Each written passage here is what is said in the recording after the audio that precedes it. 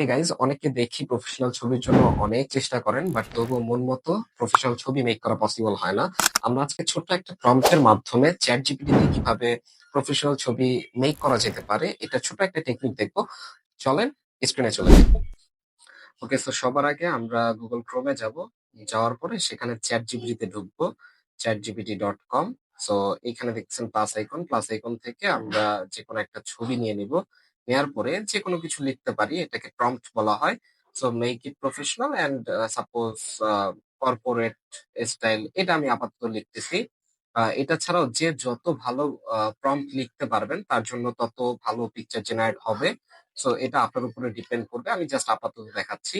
So এটা দেওয়ার পরে একটু সময় নিবে, হ্যাঁ একটু সময় নিবে। নেয়ার পরে এটা দেখা যাচ্ছে জেনারেট করে দিবে। অনেক সময় এটা মানে বেশিরভাগ ক্ষেত্রে পারফেক্ট রেজাল্ট দেয়, অনেক সময় দেখা যায় যে 19-20 রেজাল্ট হয়ে যায়। হুম, সো এটা একটু, যদি আপনার প্রম্পট ঠিক থাকে তাহলে পারফেক্টলি জেনারেট করা পসিবল। সো এভাবে আমরা এই কাজগুলো করতে পারি। ধন্যবাদ।